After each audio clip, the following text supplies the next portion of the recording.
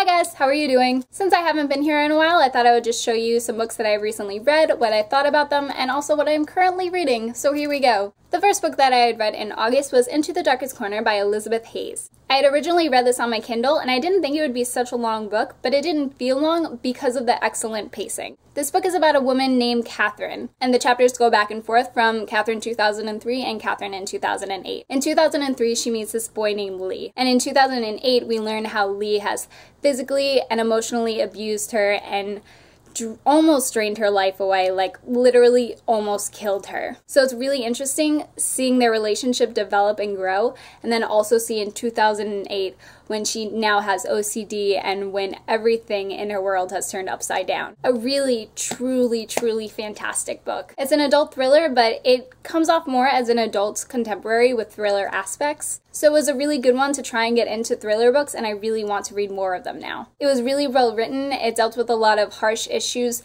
brilliantly.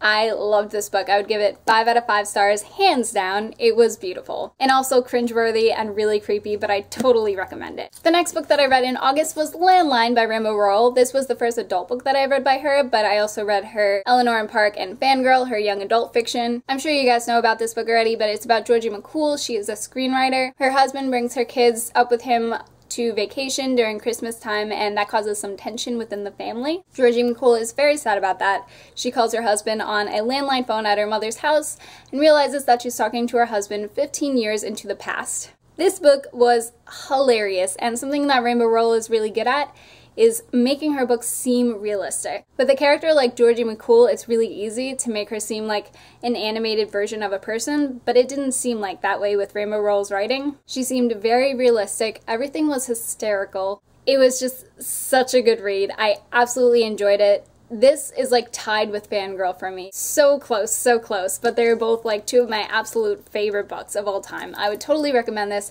5 out of 5 stars once again. The next book that I read in August was A Monster Calls by Patrick Ness. This one I gave 4 out of 5 stars. Do not hate me. I know everybody really enjoys this book. The one thing that I'm definitely going to say first and foremost is if you are thinking of picking up A Monster Calls by Patrick Ness, pick up this edition because the illustrations are gorgeous. Absolutely stunning. A Monster Calls is about a boy, and unfortunately his mother has cancer. The boy goes to sleep one day and he dreams about this yew tree that's in his backyard, and he dreams that the yew tree is telling him stories that will hopefully benefit him and his mother in the future. Then in the end, you get this grand, wonderful lesson. I did really enjoy it. The reason that it got knocked down a star for me was because I wasn't as emotionally invested as I thought I would be, unfortunately. I was expecting to be bawling at the end, and instead I was just sort of confused. The way that it ends is sort of ambiguous, and you're kind of like, what is happening right now? And then a few days later I went back and I was like, wow, that was a really sad book. So it got me a few days later, but at the time I wasn't as emotionally invested, so I didn't love it as much as I should have, but it's still a really good book and I would recommend this edition. Next book that I read was Ask the Passengers by A.S. King,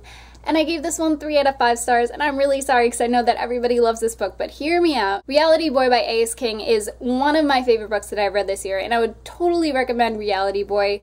Hands down, so good. Reality Boy is about this boy that when he was 2 to 3 years old, I think, was put on reality TV. He was a terror child, basically. He would like poop in people's shoes and run around rampant and just cause mayhem. So this boy now grew up into a teenager, and everybody has seen him on reality TV and everyone points him out, and he obviously now his social life is just ruined. So he meets some quirky friends and just, you know, funniness and quirkiness ensues.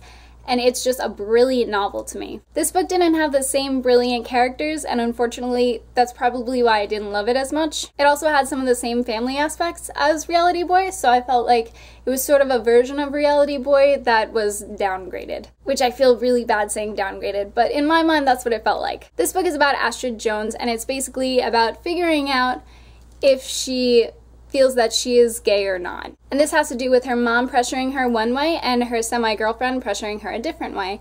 And I really like how the situation was handled. Again, it's just the characters themselves that kind of fell flat for me. I would definitely recommend Reality Boy first, but this was still an enjoyable read, and I gave it 3 out of 5 stars. Now for the book that I'm currently reading, I am going through the Lux series. I'm on the 3rd book, which is Opal, and Jennifer L. Armentrout is not the most brilliant writer, but her writing is so addicting. It is so addicting. It's about this girl named Katie, and she moves into a new town, and surprise, she moves next door to some gorgeous aliens. Hilarity and chaos ensues, and it's a really entertaining read. So that is it. Please tell me in the comments what you are currently reading, and I will see you guys hopefully next week with a new video.